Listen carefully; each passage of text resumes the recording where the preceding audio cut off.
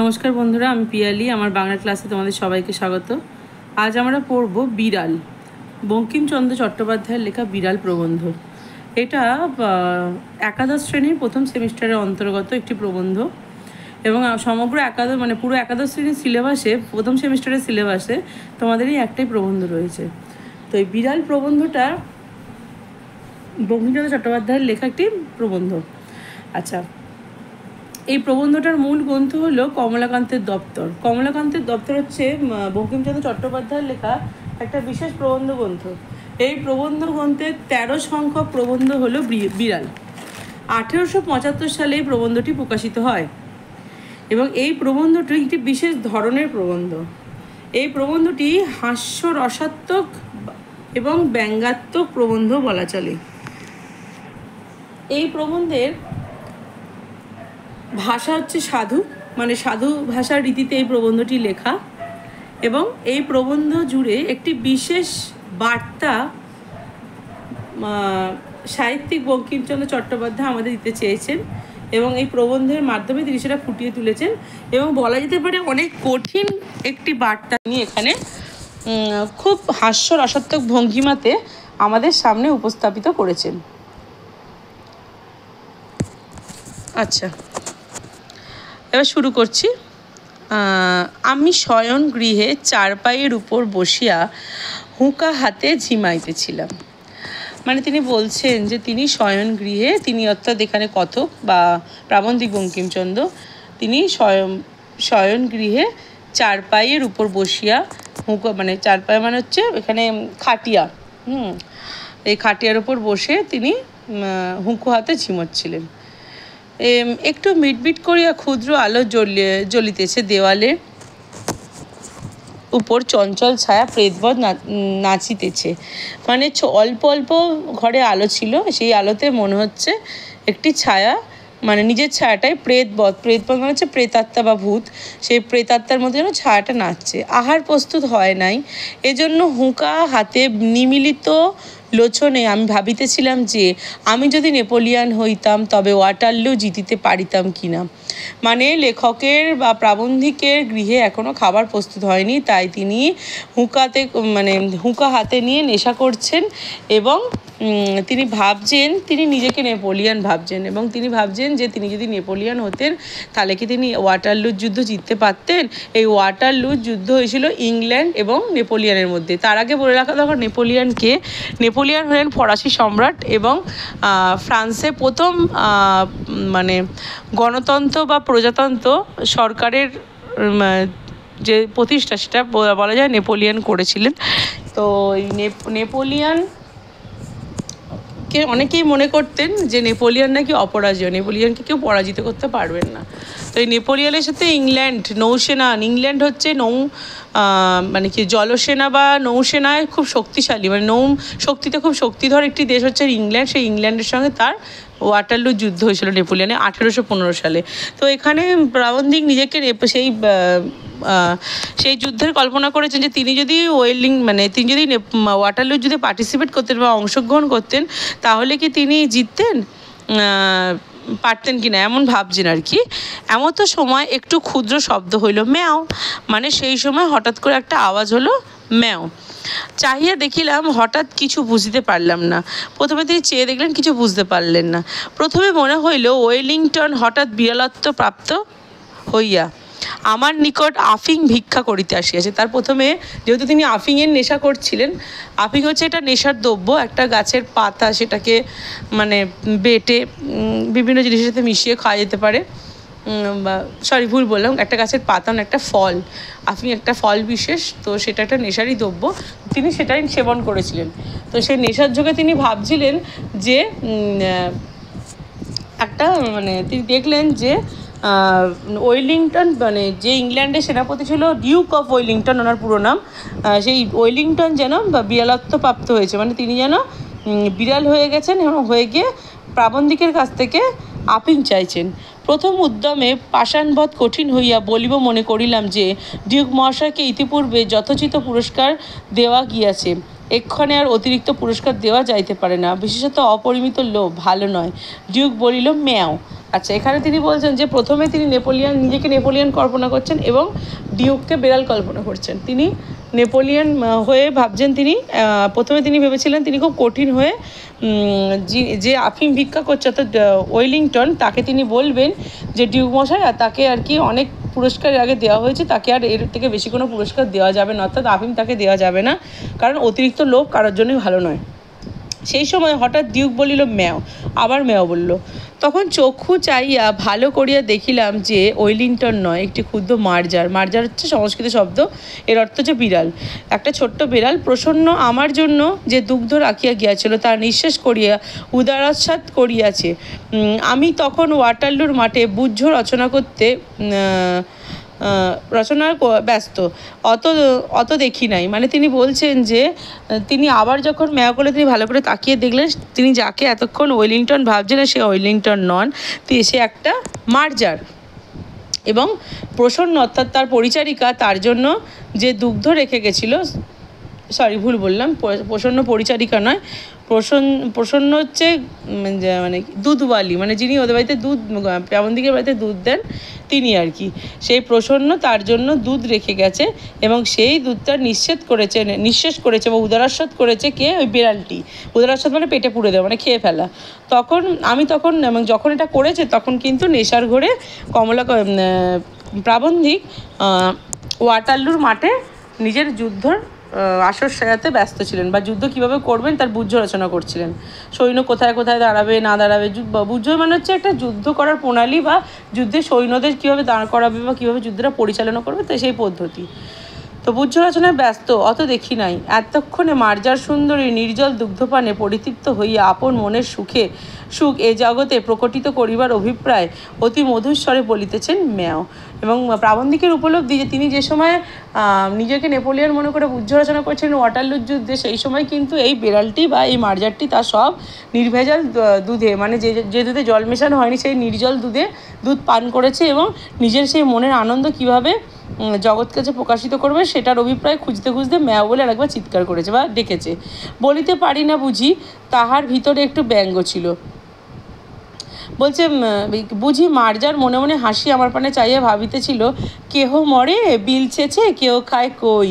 মানে তিনি বলছেন যে প্রাবন্ধিকের মনে হচ্ছে বিড়াল যে দ্বিতীয়বার তাকে ম্যাও বলে তাকে ম্যাও বলে আওয়াজ দিয়েছে বা তার ডাক ডেকেছে, সেই ডাকের মধ্যে তার মনে হয়েছে কোথাও একটা প্রহসন বা ব্যঙ্গ লুকিয়ে আছে। কেন কি তার মনে হয়েছে বিড়ালটা বুঝি এটাই বলতে চাইছে যে তুমি এই যে কেহ মরে বিল ছেছে কেউ খায় কই, এই কথাটার মাধ্যমে এটাই বোঝাতে চাইছেন যে কেউ প্রচণ্ড পরিশ্রম করে কিছু পায় না জীবনে, আবার কেউ কিন্তু খুব সহজেই মন্ডা মিঠাই পেয়ে যায় বা অনেক লাভবান হয়। তো এখানে সেটাই বলছে যে তুমি বিড়ালটি সেটাই বলতে চেয়েছে, মানে প্রাবন্ধিকের মনে হয়েছে বিড়ালটি সেটাই বলতে চাইছে যে আমি কই মাছ খেয়ে নিয়েছি, তুমি এবার বিল ছেছে মরো আর কি, তুমি এবার কি করবে করো। বুঝি সে ম্যাও শব্দে একটু মন বুঝিবার অভিপ্রায় ছিল। বুঝি বিড়ালের মনের ভাব এমন, তোমার দুধ তো খাইয়া বসিয়াছি, এখন বলো কি। মানে তিনি বলতে চাইছেন বিড়াল যেন এটাই বোঝাতে চাইছে তোমার সব দুধ আমি খেয়ে নিয়েছি, এখন কি করবে বলো। বলি কি আমি তো ঠিক করিতে পারলাম না, দুধ আমার বাপেরও নয়, দুধ মঙ্গলার দুইয়াছে প্রসন্ন। এবার প্রাবন্ধিক বলছেন যে আমার দুধ বলে তো কিছু এখানে নেই, দুধটা তো আমার নয়, আমার বাপেরও নয়, দুধটা মঙ্গলা গাইয়ের এবং দুইছে প্রসন্ন বলিনি। অতএব যে দুধে আমারও অধিকার বিড়ালেরও। এখানে তিনি বলছেন দুধের ওপর তাদের দুজনেরই অধিকার আছে, বিড়ালেরও অধিকার আছে, প্রাবন্ধিকের অধিকার আছে, সুতরাং রাগ করিতে পারি না। তবে চিরাগত একটি প্রথা আছে, বিড়াল দুগ্ধ খাইয়া গেলে তাহাকে তাড়াইয়া মারিতে যাইতে হয়। আমি যে সেই চিরাগত প্রথার অবমাননা করিয়া মনুষ্যকুলে কুলাঙ্গার স্বরূপ পরিচিত হইব, ইহাও বাঞ্ছনীয় নয়।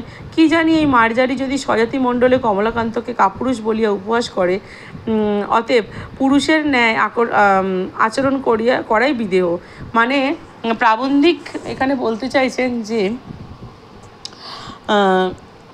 যদি বেড়াল দুধ খেয়ে যায়, প্রথাগতভাবে আমরা কী করি, তাকে মারি বা প্রহার করি।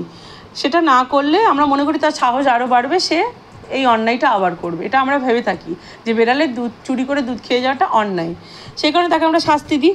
এবং ঠিক একইভাবে প্রাবন্ধিক ভেবেছেন যে প্রথাগত দিক দিয়ে চিন্তা করতে গেলে আমাদের কিন্তু বিড়ালটিকে প্রহার করা উচিত, তাই তিনি সেটাই ভাবছেন মনে মনে। এবং যদি তিনি সেটা না করেন তাহলে বিড়াল তার স্বজাতি মণ্ডলে মানে তার বিড়াল সমাজে গিয়ে প্রাবন্ধিকের নামে প্রচুর নিন্দে করবে। প্রাবন্ধিক মানে কমলাকান্ত, মানে বঙ্কিমচন্দ্র চট্টোপাধ্যায় কমলাকান্তের দপ্তরের তো মূল গ্রন্থের অন্তর্গত এই প্রবন্ধটা, বিড়ালটা। তো কমলাকান্ত হিসেবে সেখানে সবকটা প্রবন্ধে তিনি নিজেকে কমলাকান্ত বলেই সম্বোধন করেছেন। তো এখানে স্বয়ং লেখকই হচ্ছেন কমলাকান্ত। তো বলছেন যে যদি কমলাকান্তকে কাপুরুষ বলেন, মানে লেখককে যদি কাপুরুষ বলে সম্বোধন করেন, অতএব পুরুষের ন্যায় আচরণ করতে হবে, মানে বিড়ালকে তাড়াতে হবে। ইহা স্থির করিয়া সকাতর চিত্তে হস্ত হইতে হুঁকা নামাইয়া অনেকক্ষণ অনুসন্ধানে এক ভগ্ন যষ্টি মানে হচ্ছে লাঠি আবিষ্কৃত করিয়া সগর্বে মার্জারির প্রতি ধাবমান হলাম। অর্থাৎ তিনি তখন কি করলেন না, হাতে একটা লাঠি নিয়ে হুঁকো নামিয়ে মার্জারি মানে বিড়ালের দিকে ধাবমান হলেন। মার্জারি কমলাকান্তকে চিনিত, সে যষ্টি দেখিয়া বিশেষত ভীত হওয়ার কোনো লক্ষণ প্রকাশ করিল না, কেবল আমার মুখপানে চাইয়া হাই তুলিয়া একটু সরিয়া বসিল, বলিল ম্যাও।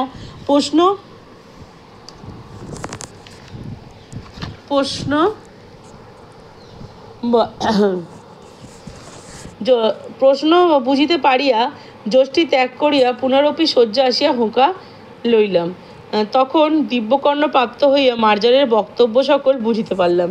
মানে এখানে প্রাবন্ধিক বলছেন যে তিনি মার্জারি হাতে গেলেও কিন্তু তাকে দেখে কিন্তু বিশেষ কিছু মানে ভয় পেল না মার্জারটি, কারণ মার্জার ভালো মতোই কমলাকান্তকে চিনিত। তাই সে লাঠি হাতে যাওয়াতে একটুখানি শুধু সে হাই তুলে সরে বসেছিল, তার আচরণে আর কোনো বিশেষ ভয় বা কোনো পরিবর্তন লক্ষ্য করা যায় না। মানে ভয় সুলভ কোনো আচরণ তার মধ্যে লক্ষ্য করা যায় না, যে সে ভয় পেয়েছে বা বিশেষভাবে তার ওপর কোনো এফেক্ট হয়েছে বা কোনো প্রতিক্রিয়া হয়েছে এই লাঠি দেখে, সেরকম কিছু হয়নি। যষ্টি ত্যাগ করিয়া সেই কারণে তিনি আবার হুঁকো হাতে শয্যায় এসে বসলেন। এবং তার তখন মনে হলো যেন কমলাকান্ত যেন তখন দিব্যকর্ণ পেলেন। দিব্যকর্ণ মানে যে কর্ণ দিয়ে সাধারণ কথার ঊর্ধ্বেও আরও অনেক কিছু শোনা যায়, যেগুলো সাধারণ মানুষের পক্ষে শোনা সম্ভব নয়। সেই দিব্যকর্ণ একমাত্র মানে সেই দিব্যকর্ণ হয় ঈশ্বরের আশীর্বাদ দিয়ে পাওয়া যায় বা অন্য কোনো উপায়, বিশেষ উপায় পাওয়া যায়। দিব্যকর্ণ কিন্তু সাধারণ মানুষ প্রাপ্ত হয় না, একটা বিশেষ মুহূর্তে এটা প্রাপ্তি হতে পারে, সেরকমই মনে করছেন কমলাকান্ত তার দিব্যকর্ণ প্রাপ্তি হয়েছে এবং তিনি সাধারণ মানুষের গোচরের ঊর্ধ্বেও অনেক কথা শুনতে পাচ্ছেন, যেমন তিনি পারছেন মার্জারের মনের কথা শুনতে। বুঝলাম যে বিড়াল বলিতেছে, মার্জার যেন বলছে মারপিট কেন, স্থির হইয়া হুঁকো হাতে করিয়া একটু বিচার করিয়া দেখো দেখি। মানে বিড়ালটা তার থেকে বিচার চাইছে। কি বিষয় বিচার চাইছে? বিড়াল বলছে যে তুমি বেশি মারপিট করতে যাও না, মানে আমাকে লাঠি নিয়ে তাড়া না করে তুমি ভালোভাবে হুঁকো খেতে খেতে চিন্তা করো। কি চিন্তা করতে বলছে?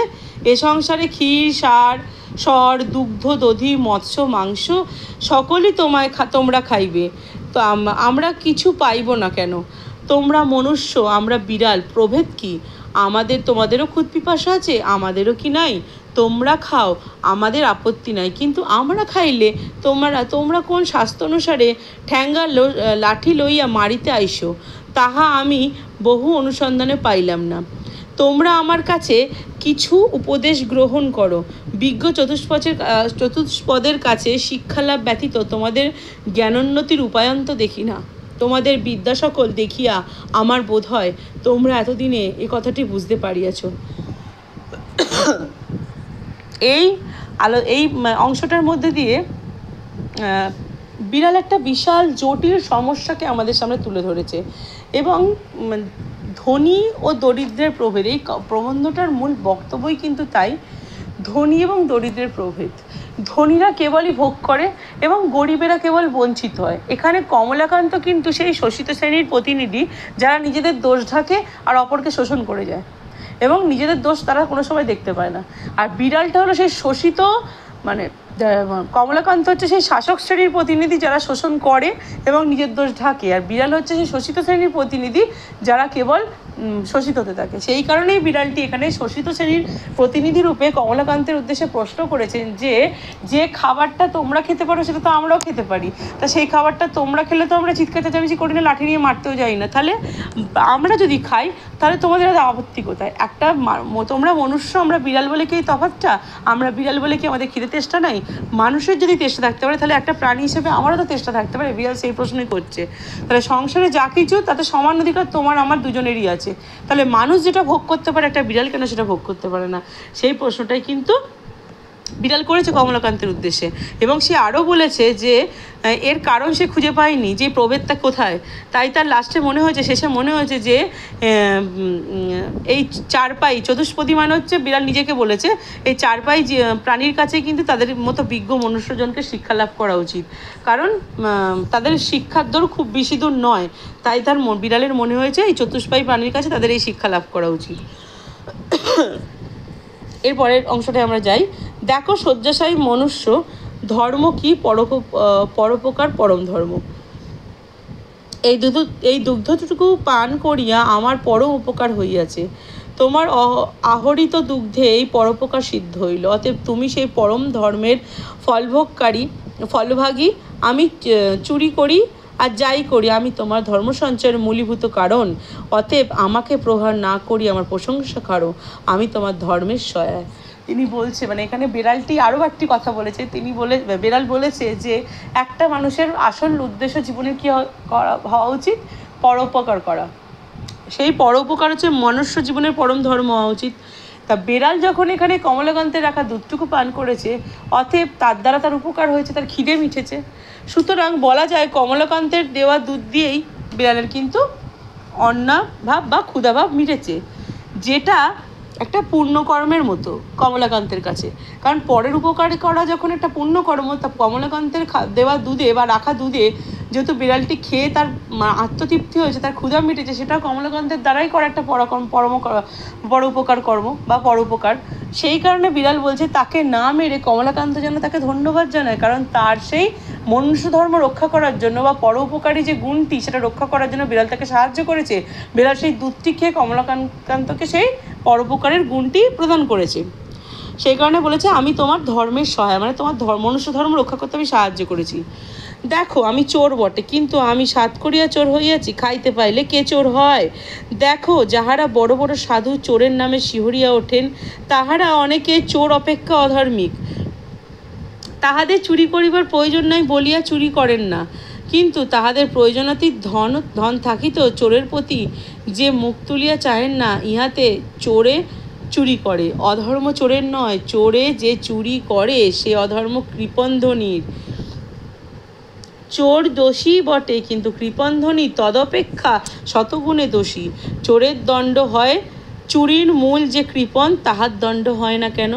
এখানে আরও গভীর একটা প্রশ্নের সামনে আমাদেরকে দাঁড় করে দিয়েছে বিড়াল। বা তথাপি শোষিত শ্রেণীর মানুষরা একটা প্রশ্ন করে যায়, এখানে শোষিত শ্রেণীর প্রতিনিধি হিসেবেই বিড়ালকে উপস্থাপন করা হয়েছে। তো বিড়াল সেখানে একটা বিরাট বড় প্রশ্নের সামনে আমাদের দাঁড় করে দিয়েছে। তিনি মানে সে বলছে যে একটা চোর কি সত্যিকারে সাত করে চুরি করে? সে যদি খেতে পায় ঠিকঠাক মতো, তার প্রয়োজনীয় জিনিসটুকু জীবনে বেঁচে থাকার জন্য যেটা দরকার সেটা যদি পেয়ে যায়, তাহলে সে কেন চুরি করবে? অথচ এবং সে এটাও বলেছে অনেক বড় বড় সাধু আছে যারা ওপর থেকে খুব ভদ্রসভ্য, তারা হয়তো চুরি শব্দটাতে নাক সিটকায় বা শিহরে ওঠে, তারা কিন্তু চোরের থেকেও মারাত্মক ক্ষতিকর হতে পারে। কেন না? তাদের হয়তো চুরি করার প্রয়োজন হয় না, কিন্তু তাদের কাছে অতিরিক্ত অর্থ এতটাই রয়েছে যে অর্থটা তারা কোনো কাজে ব্যয় করে না, কেবল নিজেরা ভোগ করে যায়। তারা যদি তাদের অতিরিক্ত অর্থ দিয়ে এরকম কিছু দরিদ্র মানুষদের সাহায্য করে বা এরকম কিছু চোরদেরকে খাওয়ায়, তারা চুরি করতে যাবে না বিড়ালের মতো। বিড়াল কিন্তু সেই সমস্ত মানুষের হয়ে প্রতিনিধিত্ব করছে এখানে, যে যারা খেতে না পেয়ে অপকর্মে নিযুক্ত হয় নিজের অন্নভাব দূর করার জন্য। তো এই বড়লোকেরা, তথাকথিত বড়লোকেরা যারা নিজেদেরকে সাধু বলে প্রমাণ করার জন্য ব্যস্ত হয়ে থাকে, তারা যদি নিজের উচ্ছিষ্ট বলাটা ভুল, এখানে অতিরিক্ত কিছু বেশি পয়সা থাকে, সেই পয়সা দিয়ে যদি তারা এই ধরনের মানুষদেরকে সাহায্য করে বা তাদের মুখে অন্ন তুলে, তারা কিন্তু খারাপ পথে যাবে না। বিড়াল যেমন গেছে, চুরি করেছে, তাই বিড়াল বলছে যে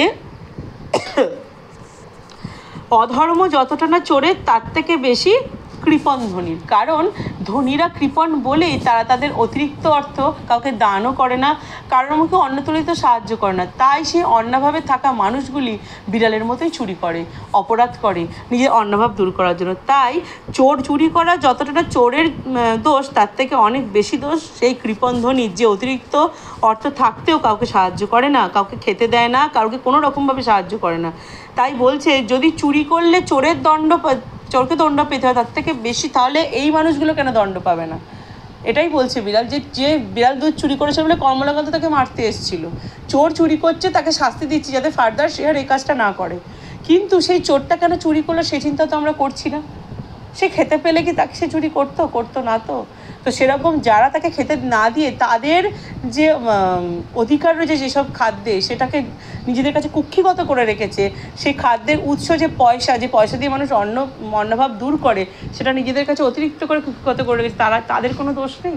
তাহলে বেড়ালের যদি শাস্তি হতে পারে চুরি করার জন্য, বা চোর চুরি করলে সে বেড়াল হতে পারে, মানুষ হতে পারে, তাদের যদি শাস্তি হয়, তাহলে যে কারণে তারা করছে চুরিটা, সেই উৎসটাকে খুঁজে বার করে তাদেরকে তো একই রকমভাবে সমান দণ্ড দেওয়া উচিত, কিন্তু সেটা তো দেওয়া হয় না। এই প্রবন্ধটা না বেশ খানিকটা বড়, তো আজকের পর্বে পুরোটা সম্পূর্ণ করা সম্ভব নয়, তো দ্বিতীয় পর্বে বাকিটা আমরা সম্পূর্ণ করব। তো তোমাদের যদি আমার পড়ানো ভালো লেগে থাকে তাহলে অবশ্যই আমার চ্যানেলটি সাবস্ক্রাইব করো, আর তোমাদের যদি আরও কিছু জানার থাকে তাহলে কমেন্ট বক্সে এসে অতি অবশ্যই জানিও। ধন্যবাদ।